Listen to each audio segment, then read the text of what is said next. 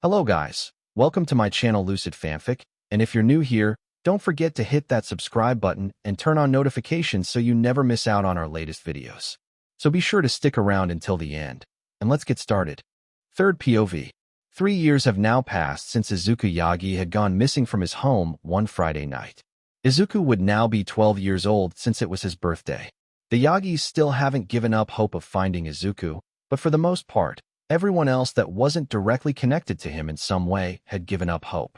Endeavor, Nizu, Sir Nightai, the detective, recovery girl, and Aizawa haven't given hope either and have kept their ears and eyes open for any new information but haven't heard of anything about him.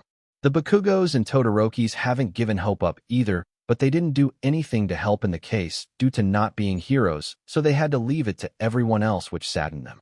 What saddened Izumi, though, the most was that the public had discovered somehow that she was the daughter of All Might and Green Tornado due to a reporter getting a picture of the three of them one day.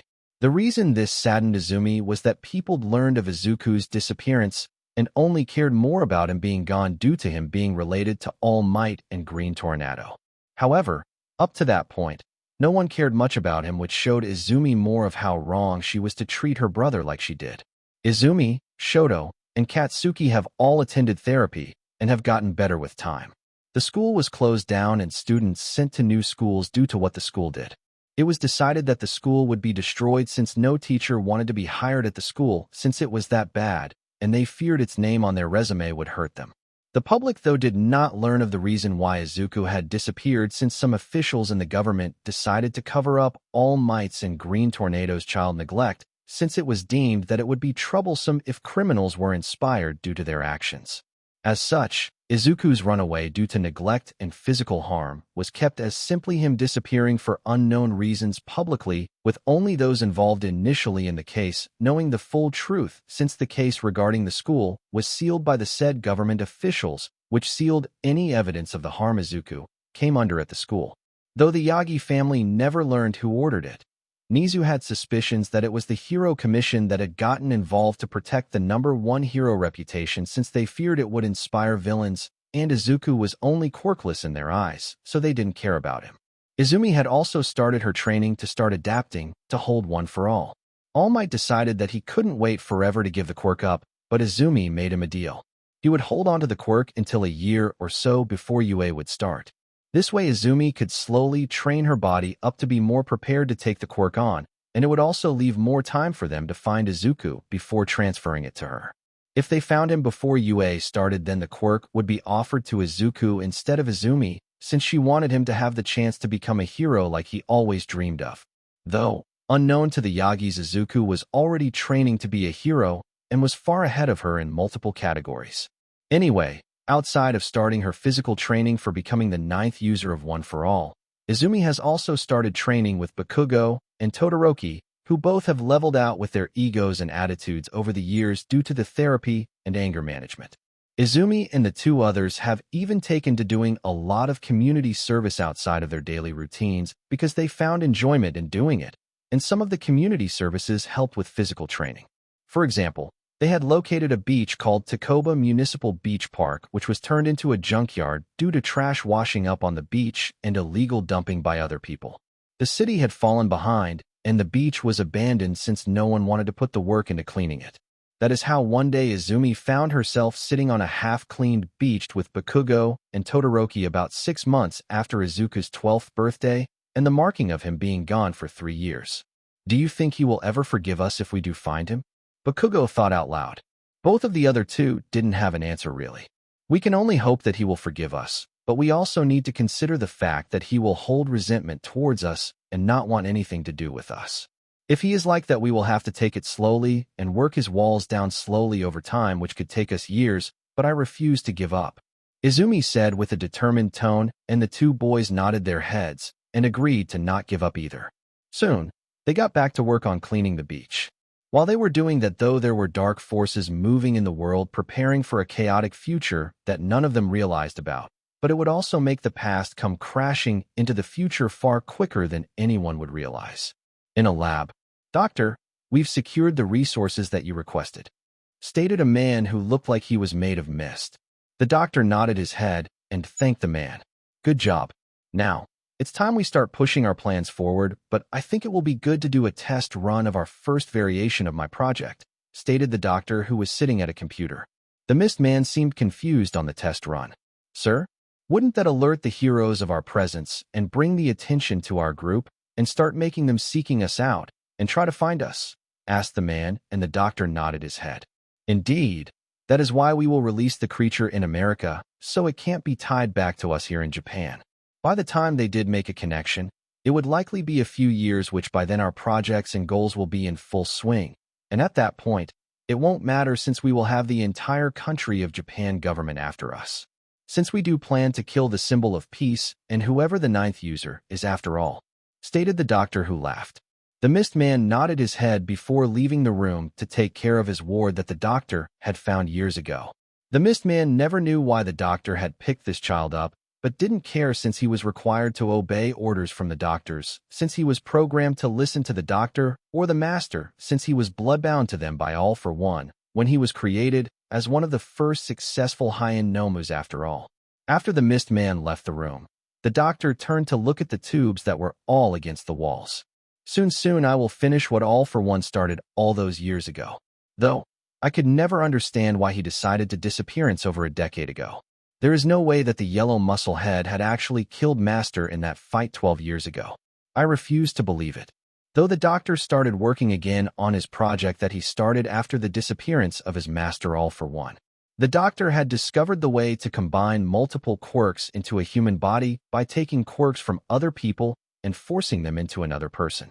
As such, these creatures were born. Though my project is doing good, it's still a far shot from Master's creations like Kirojiri and Gigantomachia, who were created via his actual quirk. I am just glad that Kirojiri can't disobey me since Master had bound him to both of us via blood, so only Master's blood can override my commands since his was put on a higher priority list. Though the doctor, as he kept working, Yagi home. Now while dark forces were gathering and plotting, Inko Yagi was sitting in her son's room, where it's been unchanged for years. She could never bring herself to change the room, nor could All Might.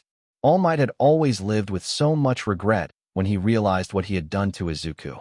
He had promised himself that he would never treat a quirkless child like how his father treated him, and he ended up doing it.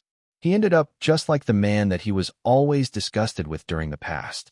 However, he could only promise himself now to improve and hope that he could earn forgiveness from Izuku once they found him, even though he didn't feel like he deserved forgiveness. Inko had pulled back from the public eye a lot more and spent a lot of her time on rescue missions more than anything else in hopes of somehow finding Izuku on a mission. She also started doing charity work for quirkless children, which people understood due to her having had a quirkless child. Inko, though, did it out of redemption since she knew these children most likely went through something similar to her son, so she wanted to help them as much as she could so they had a better life than they would have had previously. Though unknown to the Yagis, time was only counting down until the day that the past met the present since Sir Nightai and the others involved in the case knew that Izuku Midoriya was going to be found most likely in the first year of Izumu's time at Ua, due to his vision, but they didn't know if he was going to be found dead or alive due to the tone of the vision, so they could only prepare for it and prepare for any fallout, and hope the worst outcome hadn't happened. And in Nizu's view, the worst outcome was Izuku becoming a villain who came back to seek revenge since it would destabilize Japan's hero system to learn that All Might's son became a villain due to the family's actions had gotten covered up, which only made it worse in Nizu's viewpoint. Nizu believed the issues should have been revealed to the public years ago since it would have allowed the public to recover from them with time, while All Might redeems himself in their eyes. But if Izuku comes back with vengeance, then it's most likely over for the hero system. Third POV. Years have passed, and Izuku Midoriya was now slightly over 12 years old. Izuku has also started to figure out his feels for Stella and had approached his father about the so-called issue. That is how Izuku found himself in his father's office back at the house. Izuku hardly came into the room since it was his father's office, and there wasn't much of a need to enter the room since he had his own private office if he ever did any business work at the home, as well since he has gotten more heavily involved in the business as the years passed. Izuku has grown up quite well and has also recently obtained his first PhD in quirk science from Columbia University, which was 10th ranked university in the world and 3rd ranked in the United States. Izuku had started work on another PhD, but wasn't putting as a heavy focus on it as he did the first one. He was getting a PhD in business management since Izuku was going to run the entire business one day. He decided he should just get the degree now instead of later on. However, back to the reason why Izuku was sitting in his father's office and was a nervous mess. Hisashi felt like he had an idea of why his son was a nervous mess and was in his office, but he decided to let his son confirm his thoughts first before speaking of it to avoid a potential unneeded mess if he was wrong. So, son, you said you had something you wanted to talk about and that you needed advice on? Hisashi asked as he moved them both to chairs near a window for a more comfortable setting instead of it being more formal of sitting across the desk from each other. Izuku nodded his head and took his time to speak. Hisashi looked over his son and just let him take his time.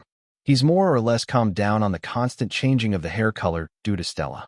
Since she liked looking at him with green hair and eyes so much he would always keep it green and had added streaks of white into his hair, which Stella honestly found cute in her opinion, which would always make Izuku a blushing mess. Though, Izuku did leave the eye colors alone since it was hard to make them 2 colors in the same eye, and he found it weird to have 1 color for each eye. Hisashi thought as he looked his son over waiting for him to speak his thoughts. Soon though his wait was over as Izuku finally spoke up. How do I deal with confessing my feelings to a girl? Izuku asked and Hisashi smiled since he was right on the money of what the issue was. Okay, I had a feeling it was going to be this topic. First, we will need to also have a conversation about the birds and bees. I know you likely already know, but I need to cover my bases. Second, indeed how to confess your feelings. Hisashi said as he nodded his head and thought it over. For me, I just outright said it to your mother, even though she turned to be a beach later on. But moving on to Stella. Hisashi said and Izuku waved his hands and tried to deny it was Stella, but Hisashi shook his head. Please Izuku, neither myself nor the Vermilions are blind to you and Stella's little tango around each other over these years. We're surprised it lasted this long in all honesty. Now, you can just outright confess or try to be a bit romantic about it. I suggest making a gift or something to make it romantic. Maybe even taking her back to the place you both met, and then confessing there could be an idea. Hisashi said, and Izuku nodded his head. Soon they kept talking for about half an hour of ideas and how Izuku could go about it. Now we need to talk about the birds and the bees. I know you don't want to do it, but I got some warnings to give about some things. First, if you are going to have adult relations at any point, then be safe about it. I would rather not have a grandchild with you still being only 12 years old, so wait until you're like 15 or something. Hisashi said, and Izuku gave him a questioning look. Hisashi shrugged and spoke. Remember, time and age are more or less a novel concept. I am over 200 years old, remember. You also have taken the anti-aging quirk already, but have it deactivated right now, so you don't really have to worry about age either in the future. I just don't want you making a kid yourself until you're a bit older, and Stella also needs to grow up. Now on the topic of your anti-aging and Stella. Hisashi said, and Izuku's eyes widened in the realization. He's never thought about it until that moment, but he realized Stella would die and he would outlive her by centuries. That thought made him so sad and heartbroken. I can see where your thoughts are going, and they are a real concern, but remember what your quirk is. You can copy quirks, give them, combine them, and take them. Make a copy of the anti-aging and give her one in a few years at an age that she will like since she won't be able to turn it off like you, or I could use our main quirk. I've shown you how to go about inserting a second quirk in a person since we did it for a recent member of the board that has become a senior member. If you rush the process, it could hurt their brains and bodies, causing brain damage. As such, you need peace and quiet, and to take as long as the process requires for their bodies to accept it. I've done it multiple times with the senior members and others close to me. I've even done it once before in the past. Long ago on another man that had died, but one of my unique quirks allowed him to live again since I made him into a new entity, which I called Kirojiri. I did this by reviving him in a sense, and adding a new quirk into his body that healed him, but also granted him a warping ability. He never did regain his memories though, which I had hoped for since he died protecting children. It had happened right after you were born as well, and that's why I did what I did since I felt the question of what if they were you. Though, I don't know what happened to him since I had encountered All Might soon after that, so I lost him. and even geolocation can't find him due to his quirk and the fact that he's really two people in one due to his appearances.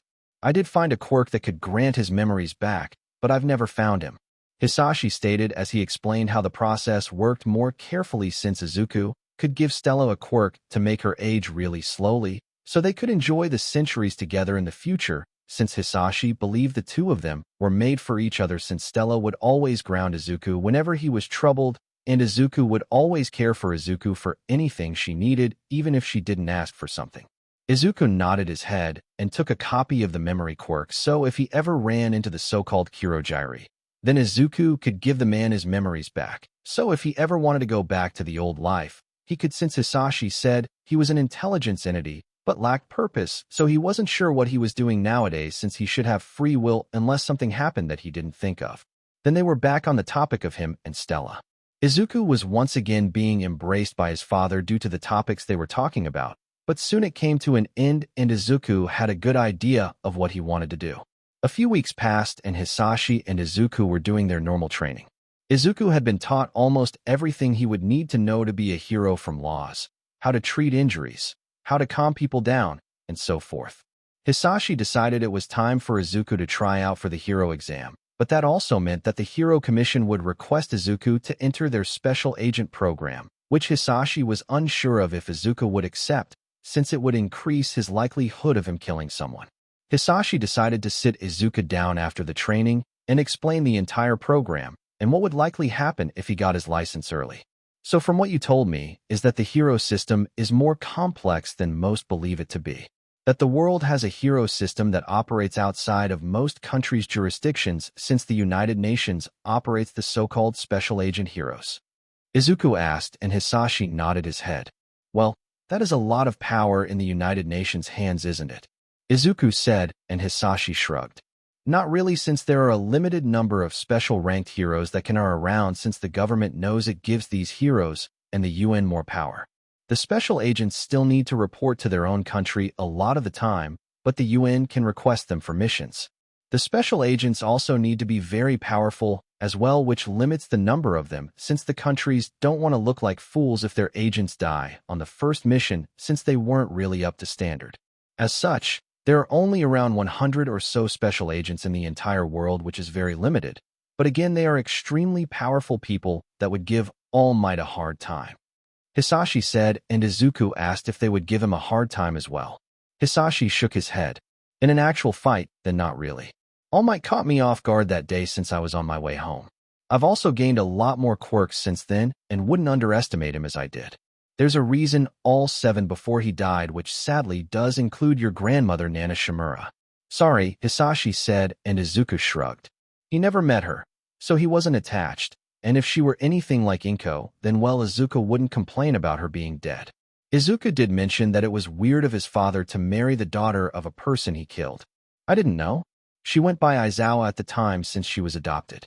Nana Shimura gave her away with her son since she didn't want me touching them. I got to admit I might have back then with the mental state I had. Hisashi said, and Izuku rolled his eyes. So that actually brings up a question. Did she ever find out, because that would explain why they neglected me and allowed Izumi to act the way she did towards me? Izuku asked and Hisashi froze. He thought it over, but shook his head. No, unlikely that she knows. Hisashi said, and he was confident that Inko never found out. Well, that's worst. It would be one thing if she did it with that in mind. But it's worse that she didn't know and still did what she did. Izuku said with a frown. They realized they got off topic a lot and moved back onto the topic of the special agent program. Anyway, with your quirk which grants you the path of always growing stronger, I'm 100% sure that the president of the commission will request you to join the program since he knows about our quirks and your desire to be a hero. Especially one that avoids the public spotlight most of the time since special agents tend to operate in the shadows most of the time. This means you have a higher chance of killing people as required by the mission since a villain might be deemed too big of a threat to keep alive since they would just cause death and destruction if they ever escaped again or are presented the chance. These tend to be the type of villains that special agents deal with most when requested by the UN. So I need to warn you about it, and you need to decide if you will accept their request or not. Hisashi said, and Izuku sat there thinking it over. He knew that he would likely have to kill as a hero since hell, even All Might tried to kill his father, so if the so-called symbol of peace has done it, then many other heroes have done it as well. I think I might accept since it will help keep me in the dark more. It will also present chances at getting far more powerful quirks to stockpile, as well since I can be a deterring force against powerful villains from returning, if they lack a quirk, to do their major crimes with. Izuku said, and Hisashi nodded his head knowing this was likely the case. Hisashi then told Izuku that he would request the hero exam to be set up in the next few months, so they should prepare for it. Izuku also had to confess to Stella as well. Third POV. About a month after the talk with his father, Izuku was waiting for Stella to show up at the park. He decided that he wanted to take her to the ice skating ring first since it was in session now, since it was starting to get colder out. After waiting for a bit longer, Stella showed up, and Izuku was having trouble controlling himself from blushing really hard as she walked up to him with a bounce in her step. Dear God, get control of yourself, man. You are a walking arsenal of quirks, and you can't control yourself around the girl you love, Izuku thought in his mind, but realized he had thought of the words love instead of like, and realized how bad he had fallen for Stella. Dear God, I hope she doesn't reject it.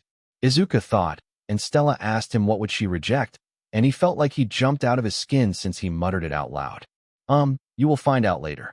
First, I wanted to take you to the ice skating ring, Izuku said, and she nodded her head. Soon they spent about 2 hours skating before Izuku had decided to take her back to where they first met. There was a bit of light snow on the ground, but Izuku didn't care.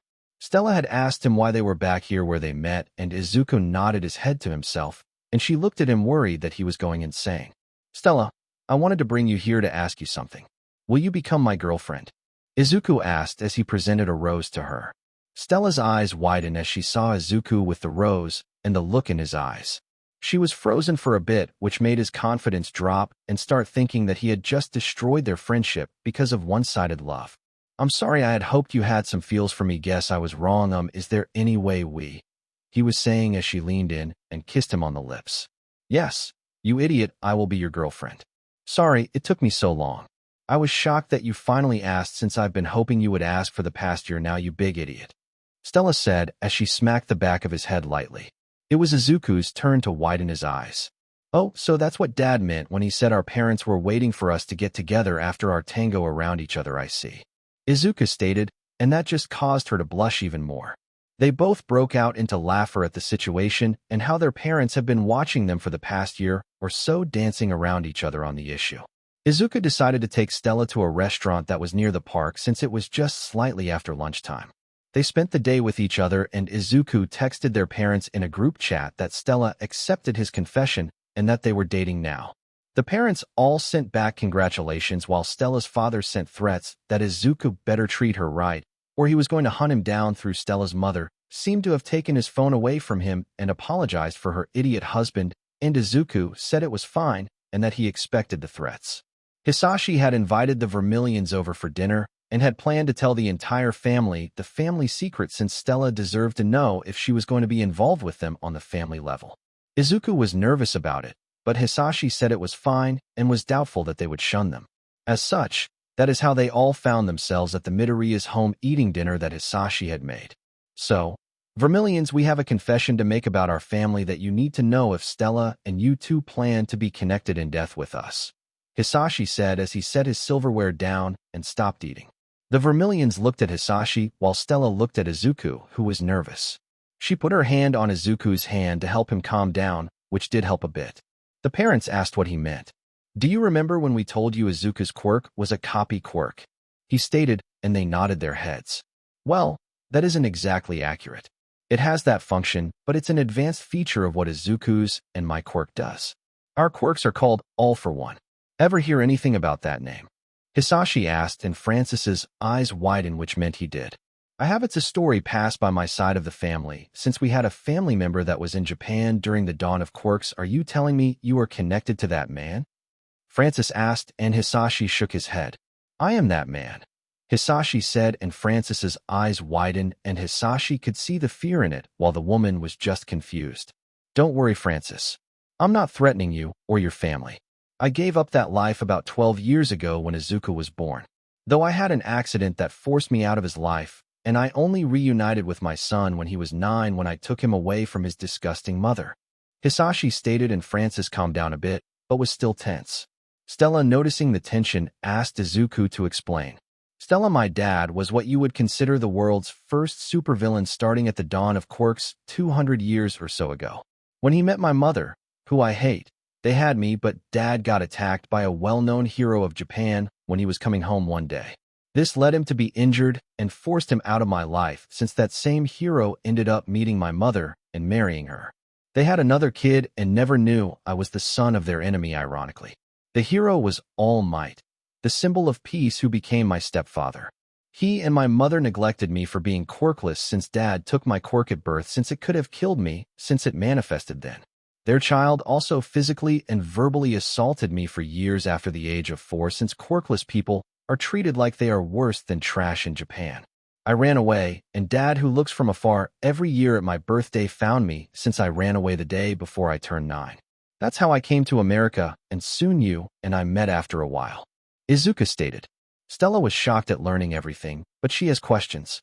"So you take quirks from random people to make your stockpile of quirks?" she asked, and Izuku said no. "Dad used to during his whole villain phase, but my quirk allows me to copy people's quirks if I am in contact with them longer than a minute. I can copy, take, give, and combine quirks, while Dad can do everything but the first part. Some high up in the government knows of Dad and me here in America. They have even given him a special license to use his quirk.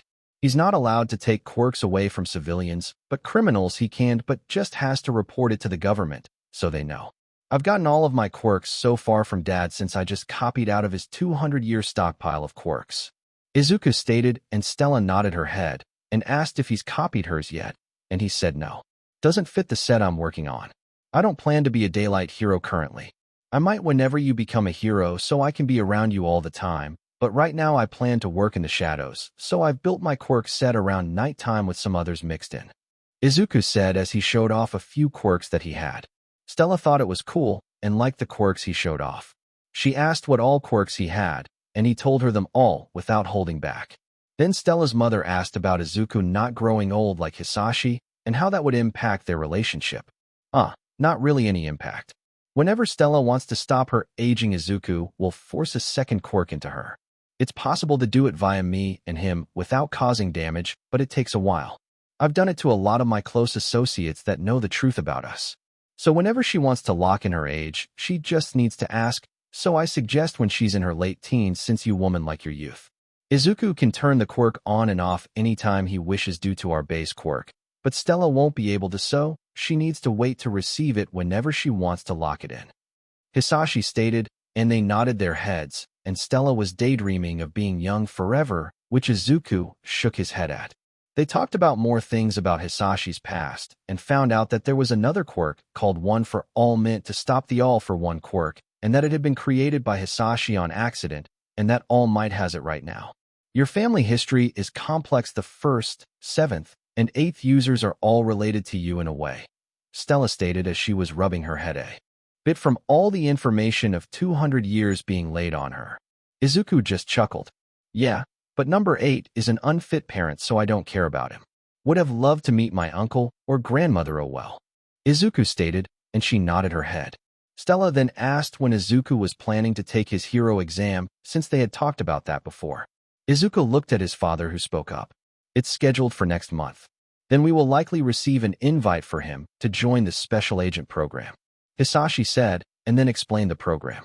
Stella didn't like that he was going to join it, but accepted since she knew he was capable of handling himself, especially with the actual quirk of his that gave him a huge advantage in battles. Izuku soon asked Stella if she wanted to go to his room to play on his consoles, and she agreed.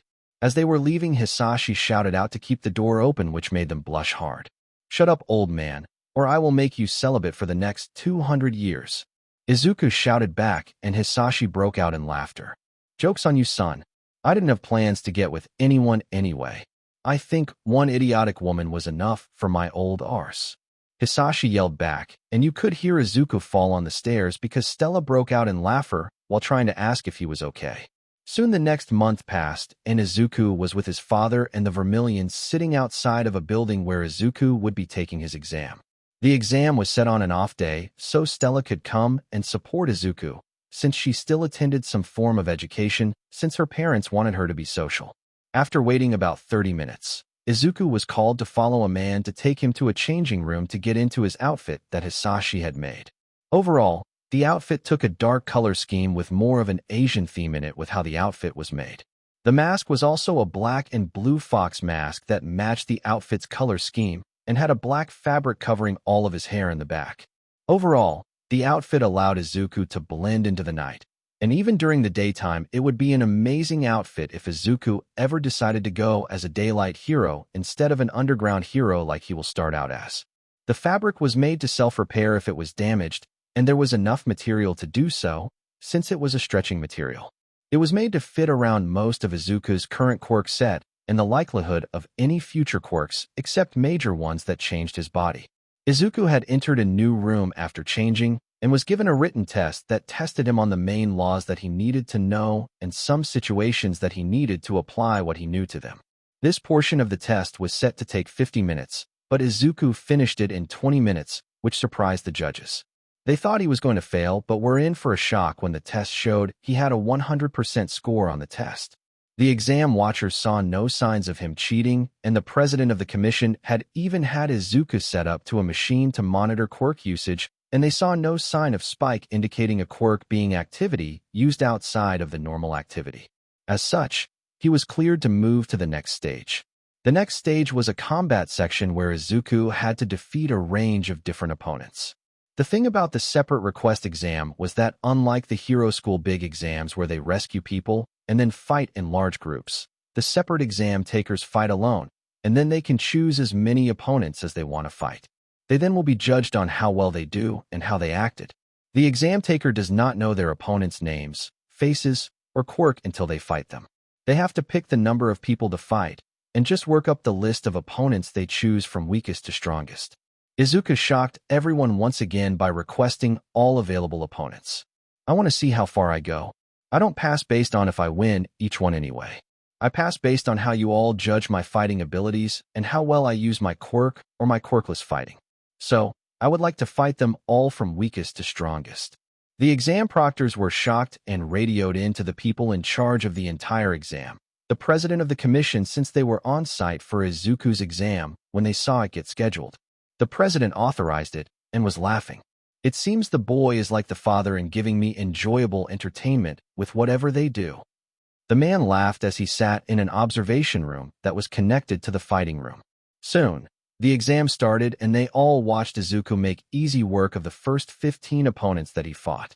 Overall, those people were in the lower ranks of heroes, but the fight started taking a bit longer the higher Izuku went, and there were 50 opponents total.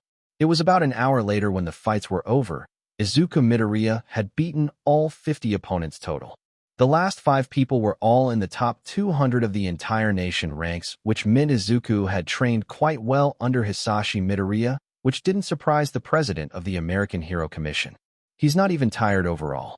A bit exhausted, but still has a lot of fight in him. Likely a quirk that provides the increased stamina, thought the commission president. Soon Izuku moved on to the next section, where he had to rush into a room and act as if he was responding to a rescue. Izuku did this part quite fine and was able to get all the points in this section as well. As such, Izuku Midoriya had passed his exam with flying colors and was granted his hero license, though the commission president had an offer to make which he believed they would be expecting from him, and they were. Third POV. Izuku came out of the exam and made his way over to his father and the Vermilions, who were all waiting for him to finish. They saw him come out and noticed it had only been about 2 hours when the exam was set to take 3 hours total. They were worried that he had failed, but Hisashi knew his son had passed without a doubt. If he didn't, he would actually be concerned about someone interfering, if anything. Just as Hisashi had predicted, Izuku had passed the exam with flying colors and was granted his full hero license, since this was the exam for the full one instead of the provisional one, which you only obtain via a hero school, since that is where they allow you to gain experience before the full exam, and third parties could only pay to have the full exam done and not a provisional exam is done, since the commission didn't want random people running around with just a provisional license, which was slightly easier to get since they accepted a hero school to keep them in line.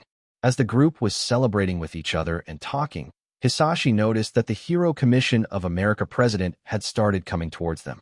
"Son, here comes the president of the commission. I believe he will make the offer that I warned you about. Are you sure you want to accept it?" Hisashi asked, and Izuku nodded his head and was sure he wanted to go that route since it would allow him more privileges in the hero world and give him access to the likelihood of finding more powerful quirks. It would also help him if he ever ran into All Might on the job and All Might found out about who he was, since the special agents had special jurisdiction rights, which would complication matters for Japan if they had any ideas of trying any legal moves on him at All Might's or Green Tornado's request. The president of the commission arrived next to them and requested a private meeting with Izuku and Hisashi, which they accepted. The Vermilions would wait for the Midoriyas in a side room until the meeting was done, since they planned to go out to dinner to celebrate. After walking a bit, they arrived in the room and sat down. "Congratulations on passing Shadow Hero, Hunter. I quite like the name, though. I wonder what inspired that name itself," asked the president of the commission. Izuku thought about what inspired him to make the name and then spoke. "Multiple things, as you know about our quirks. I have some inspiration from the quirk itself. I know very likely I will be used to stop villains from returning permanently if they have a dangerous quirk, either via killing them or removing their quirk, which limits their future actions. So Hunter, as in hunting people down and hunting new quirks down to add to the collection. The shadow part is because I plan to be mostly an underground hero type for a while until Stella graduates from a hero school. After that, I will likely start going more daylight, but still focuses on special operation missions that require a massive hitter or a sneaky entrance even during daylight. As such, I want to be a shadow that people don't really think about until they notice it, because let's be honest, you don't notice your own shadow until you look down at it, or it's brought right in front of you if something makes it more defined to the point it catches your eye. I will be like that, unseen until the last moment, or I deem myself needed to be seen as a determinant to villains, because getting your quirk taken would be one huge determinant to doing crime," Izuku said, and the commission president nodded his head at Izuku's words because they were true, and the commission president was happy that Izuku was mature and had an overall plan thought out. "With your father involved in your life, I am sure he's already warned you and told you about the special agent program, yes?" the president asked, and Izuku nodded his head at that statement. "Good. If you have any questions, then feel free to ask, but I am hereby formally inviting you into the special agent program. Do you have any questions about joining?" he asked Izuku, and Izuku thought for a few minutes. "Yes, I have some. As you know, I am with Stella, and I'm sure you are aware of my former family. In regards to Stella, would this program prevent me from becoming a daylight hero in the future if I decided to do that with her whenever she graduates in the future?" Izuku asked, and the president thought it over for a few moments. "Normally, we like the special agents to stay hidden for the most part. However, we could work around it and make you 2 licenses. One for your special agent position and a normal hero license. If you are doing anything that isn't for the special agent assignments, then just show your normal license, which would hide the fact that you're a special agent," stated the president, and Izuku thanked him for that.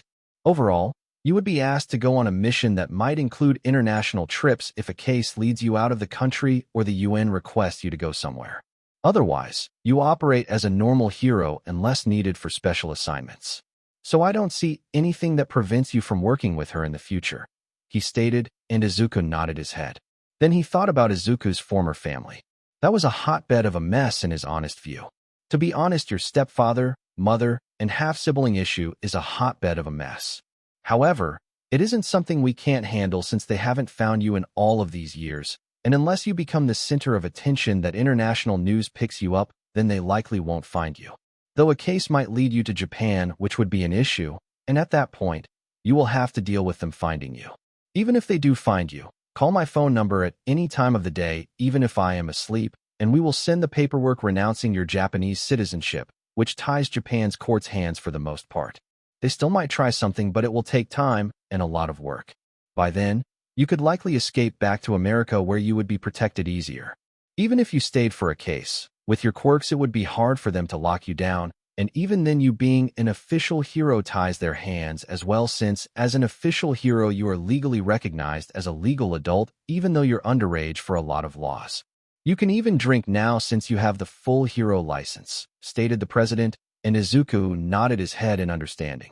He thought it over and realized that unless All Might tried to physically stop him, then they couldn't do much against Izuku.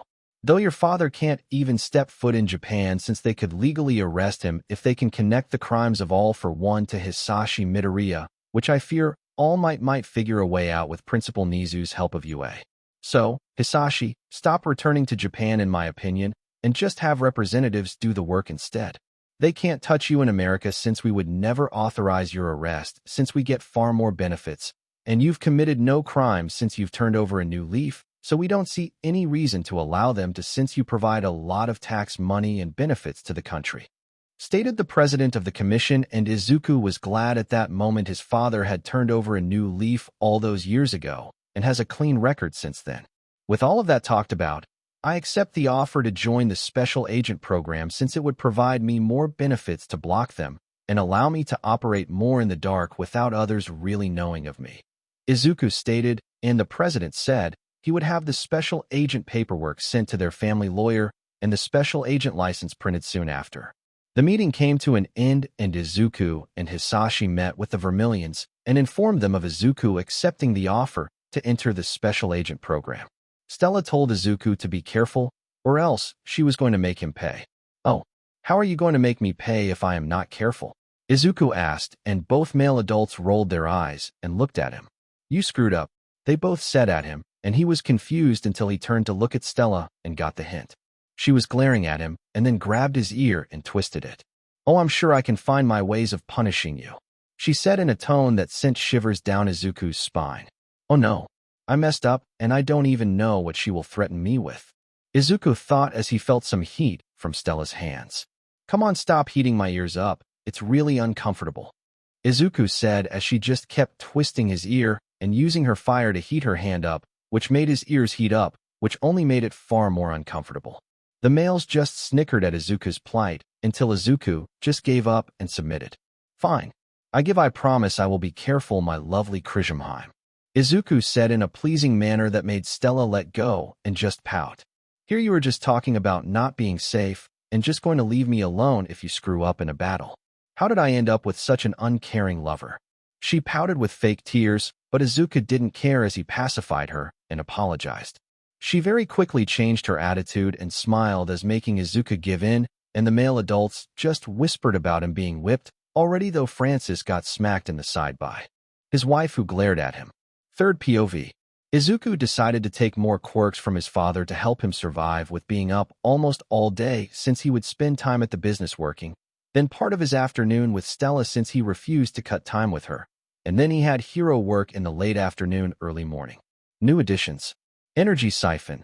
This allows the user to siphon off energy from living things to replenish the user's own energy. Power Nap. The user can reap the benefits of a full night's rest in 30 minutes of sleep. The user can share this ability with someone if they maintain contact with them while both parties are asleep. Memory Recall. The user is able to recall anything that they have experienced. This allows them to never forget anything, and they only need to think of the topic to recall the memories. Visual Teleportation. This allows the user to teleport to any place that is within his visual range, and he can clearly see. This costs the user's stamina to teleport and requires more stamina if he teleports others with him. He combines this with his crow's sight to help him to travel to more complex places or further distances. In all honesty, Izuku thinks that the 3 new quirks that Izuku found from shifting through the 200 years worth of quirks are how his father has survived so long since they were so powerful. These quirks could help fuel his hyper-regeneration quirk and allow him to be effective in investigations. As such, with these new quirks, Izuku was no longer feeling the drain of pulling all-nighters after spending the day at the business or with Stella since he could use Power Nap to sleep for 30 minutes and get refreshed on his energy and stamina. As the months had passed, Izuku had now turned 13, and he had handled a lot of small-time criminals that he had encountered throughout the city since becoming a hero. However, it seemed like today was going to be a troublesome day in Izuku's opinion. As he was moving throughout the city, he had sent all of the crows that he controlled out to scout all the areas around him. About 3 hours into his patrol, and it was now 4 a.m., Izuku was alerted by one of his crows that some weird creature was spotted attacking in the area around Times Square. Izuku quickly headed off in that direction because the person or thing that was fighting the other heroes and police was not going down easily, even though they were hitting it hard with quirks and bullets. It had easily lifted a tour bus and tossed it into a building, damaging it. Izuku arrived on site via visual teleportation and landed on one of the shorter buildings in the area. Izuku watched the movements of the creature and could observe that it had a brain sticking out. However, that isn't what freaked Izuku out the most. A feature of All for One is more or less gaining a quirk vision view, where they could see quirks inside of a person if they switched to that visual view. It turns everything black except the said quirks, and Izuku saw around 10 quirks all mangled together inside of the creature and couldn't tell what they were. Izuku dropped down and landed on a stoplight behind the heroes and police. An officer turned around and saw him and was about to ask who the hell he was, since Izuku wasn't really known even in the underground heroes' eyes. But before he could, Izuku gathered all the shadows in the areas and created a vortex of whips to surround the creature, locking it into position. Even though it was locked down, it kept struggling and trying to break free of his grasp. Everyone was shocked that the creature had just gotten stopped and looked at where the officer was talking to and saw Izuku in his outfit with his fox mask on. Izuku pulled out his normal hero license and showed it to the police officer, whose eyes widened. Most of Izuku's information was hidden since he was registered as an underground hero currently, so it only showed his hero name and authorization to act. "Thank you, Pro Hero Hunter. We were having trouble stopping it until you arrived." The officer called out, letting everyone know he was indeed a pro hero, though they wondered why he was so short. Izuku took his license back and moved towards the creature and examined it. It really does have multiple quirks that are butchered together. I don't even know if I could pull those quirks out of it. Someone did this without All for One, which means someone has figured out how to create weapons with multiple quirks. That is very bad, Izuku thought as he pulled his cell phone out. As he did that, he summoned the shadows a bit more and crucified the creature so it can't move anymore. The creature screamed in pain, and the heroes looked at him as if he was crazy for causing harm to the person. "It's not human, at least not anymore.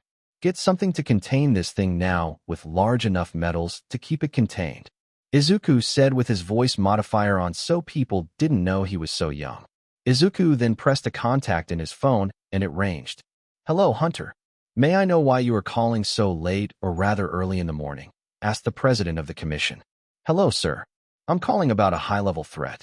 I need you to send a representative to handle a creature I just detained in Times Square. Police are finding something to keep it contained after I release it, but it needs to be secured better than they can do it. Sir, it has multiple quirks that weren't done via AFO.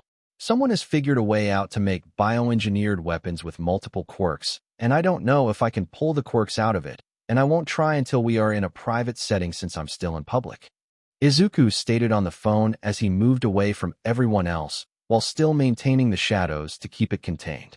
Overall, it wasn't that strong, but the fact that someone made a multi-quirk creature that could easily deal with basic heroes was troubling. The line was silent for a few minutes. "I'll have somewhere there. Tell the police to keep it contained in a container or something, or you keep it contained until the representative arrives. Don't let the creature out of your sight. You were right to call me right away about this, since that is a huge issue. We need to figure out where this creature came from. I'll bring your father in the loop on this, since he might know something from being as old as he is. The representative should be there in about 5 minutes, since he is already close. He has read and already about you and your father," stated the president of the commission as he hanged the phone up. Izuku then went back to the officers who had brought a normal police van. Izuku shook his head. "No, that won't hold this. We need something better, but regardless, a representative from the Hero Commission will be arriving in about 5 minutes. This creature will be sent to a special location to imprison it," Izuku said, and they questioned how they knew this, and Izuku said he called the Hero Commission president directly, and they looked at him if he was joking. Izuku just chuckled at their expression, and soon the representative arrived after about 8 minutes. The representative saw the creature and paled a bit. He had made a few calls and asked Izuku to keep it contained for a while longer.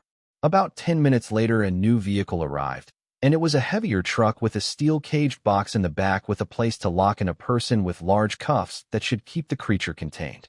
Izuku moved his shadows and made them coil around the arms and legs of the creature and moved it into the seat, and he used other shadows to close the metal locking devices inside. He pulled the shadows back slightly, but kept them close enough to grab if it somehow broke free. After the creature started to try and break free, it was deemed safe since it still wasn't breaking out of the hold. Izuku got into the car with the commission official and followed the transport from behind, where they went to America's version of Tartarus prison. Their most secure prison in America, which was said to be harder to break out of than Japan's most secure prison. However, unlike Japan's most secure prison, no one in America actually knows where America's most secure prison is located at. They all think it's Rikers Island, which they state is the most secured, but it's not. That's the second most secured one where a lot of top villains go to, but if they think they have a chance at escaping, they go to the hidden one.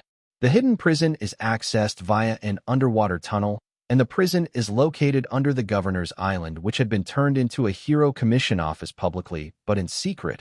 It's where they monitor the hidden prison and other things for the heroes across America. If a prison escape is likely to happen, then the island can flood sections of the prison, drowning the people inside the said sections if the commission is forced to do it. After arriving, Izuku found his father and the president of the commission waiting for them. What a way to make your real big debut, Hunter. The news is already talking about the mysterious hero known as Hunter, who hunts in the shadows. They are talking about how you handled the monster that many heroes couldn't do and have a partial image of you. It's a good thing you wear a mask, or there goes your privacy, joked the president of the commission. Hisashi just congratulated Izuku for a good job, and soon they made it to the room that the creature was being held in. I can confirm what you said, son. This wasn't done via a quirk like ours from what I know. It's possible, but it looks mangled like they were forced together. Not even when I forced a quirk onto someone with rushing did it turn out like this, and the last time I did that was 90 years ago. This it looks like multiple DNAs mashed together which formed a mess of quirks, Hisashi stated, and the scientists that were read in on Hisashi and Izuku was making notes. A lot of the very important people in the commission knew of Hisashi, so they were just taking notes as he spoke since they knew he was experienced in what he was talking about. Izuku then touched the create and tried to remove one of the quirks, but it just ended up breaking apart and destroying the quirk. Interesting, I saw that happen. If we try to take a quirk, it breaks down. It's too unstable to be removed. I wonder what happens if we put a new quirk in. Copy a random quirk from me and put it inside of it. Any quirk will do, really, Hisashi said as Izuku performed the action. They watched it happen, and the quirk touched the others and bounced off, but stayed inside. So it tried to be combined, but it rejected each other, but the quirk is still inside. I wonder if it can use it. What did you give it? Hisashi asked, and Izuku said a quirk that made it have a longer tongue. The scientist forced the mouth open as the creature tried to break free, and they saw that it didn't have a larger tone from what was observed beforehand. Okay, try to take it back? Hisashi asked, and Izuku did, but it broke apart. Well, it seems quirks that are put into this creature become unstable since it broke apart. That's good to know, Hisashi said. Izuku didn't want to try to copy a quirk out of it. I don't think it's wise for me to attempt to copy a quirk from it. It might kill me if it destabilizes all for one, Izuku said, and Hisashi agreed as well, so that test was off limits. They decided to start taking vital fluid from it and see if they could find any DNA matches in the system for who this might have been, but that would take time due to how many people are in the country, or even possibly the world, since they aren't sure it was made in the country, since villains can travel between countries. Izuku then remembered that he had a quirk called Knowledge. I'm going to try Knowledge on it. It might give us some clues, Izuku said, and Hisashi nodded his head. Izuku performed the quirk and screamed in pain as he backed away. Hisashi quickly moved to him, as did some doctors. Oh no. What the hell? Izuku cursed out loud. They asked what was wrong, and Izuku looked at the creature. Going to tell you now, you're going to get multiple DNA hints. This is some experiment that is made of multiple humans. That's why the quirks are like that. Someone is conducting mass human experiments. I could only get so much information before the knowledge quirk went haywire due to the conflicting information from multiple sources, Izuku stated, and Hisashi nodded his head since it made sense. The president asked if he got any other clues, and Izuku thought it over. As it stands, I can tell you it wasn't made in the United States. Before I got cut off, it seemed like it was about to show a foreign name for the location where it was made. However, I couldn't see it fully before it cut off. I can say it was likely somewhere in Asia. We can likely limit it down once we get the DNA hits back, Izuku stated, and they all nodded their heads. They could only wait and let the scientists do their work. Izuku, though, was having a migraine from the knowledge quirk going haywire. Dad, do you got a quirk to help with migraines? Izuku asked, and Hisashi nodded his head. Izuku copied the quirk, which was called Clear Head. This allows the user to negate any issues with their mind or issues revolving around their brain. Quirk list. Advanced All for One Birth quirk. This allows the user to copy, take, give, and combine quirks. Currently, there is no limit to the number of quirks that the user can hold. It takes about 1 minute to copy a quirk with physical contact. Other actions can be done within seconds. Hyper regeneration. This allows the user to use stamina to regeneration their body and wounds. Stamina booster.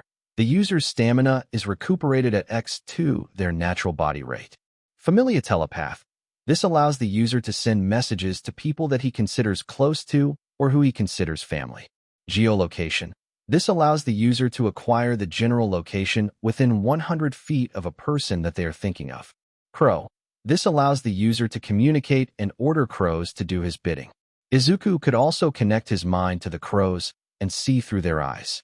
Though if the crows don't like him, then they can break free of his control through sheer willpower, though it's unlikely of it working. Knowledge. The user absorbs the knowledge of things once they come in contact with it. If they touch an apple, they know where it was grown from and what type of apple it is. Shadow Master combined quirk. Pitch Black and Shadow Minion. This allows the user to materialize any shadows with varying strength and form it to meet their needs. The user could make items like whips or weapons, clones made of shadows, wings out of shadows, or anything else that their mind can imagine. The user can even travel via the shadows since he is one with the shadows. Pitch Black. This allows the user to control shadows, and the darker the shadows under control, the stronger they are. Shadow Minion. The user is able to control their personal shadow and make it materialize as a physical form. Shock Absorption. This allows the user to take kinetic energy and absorb it into his body and use it to boost their own strength. Velocity. The user can steal the kinetic energy from people and objects in motion to gain more speed while slowing the person or object down due to the stolen energy. Double Strength Booster. Grants the user of the quirk a doubling effect of their natural strength. The stronger the individual's body is, the stronger the doubling effect is of their strength. Color Changer. This quirk allows the user to change the color of any hair on his body and allows him to change the color of his eyes as well. New quirks that Izuku added to his stockpile. Warrior Replication. This allows the user to learn the fighting styles of others at a faster pace and adapt the fighting styles into one overall compact and efficient fighting style. This provides an overall edge in battle if the user engages in close quarters combat. Null. This allows the user to negate the effects of other quirks upon himself if he decides to have it active. A lie detector quirk wouldn't work on him, and Ring is true if he had it active. Pain Negation. This allows the user to lower the amount of pain they feel from injuries and allows them to push through during a battle. It can be turned on and off at the will of the user, so they can make sure they aren't missing a wound that needs to be taken care of. Though the Hyper Regeneration takes care of Izuku's wounds. Mental Restoration. This allows the user to restore an individual's mental state and repair damage to their brain. Energy Siphon. This allows the user to siphon off energy from living things to replenish the user's own energy. Power Nap. The user can reap the benefits of a full night's rest in 30 minutes of sleep. The user can share this ability with someone if they maintain contact with them while both parties are asleep. Memory Recall. The user is able to recall anything that they have experienced. This allows them to never forget anything, and they only need to think of the topic to recall the memories. Visual Teleportation. This allows the user to teleport to any place that is within his visual range, and he can clearly see. This costs the user's stamina to teleport and requires more stamina if he teleports others with him. He combines this with his crow's sight to help him to travel to more complex places or further distances. Clear Head. This allows the user to negate any issues with their mind or issues revolving around their brain. So, this was the end of part 4 of this series. Stay tuned for next part of this series, and if you like this video, don't forget to like, share, and subscribe to our channel. Until next time.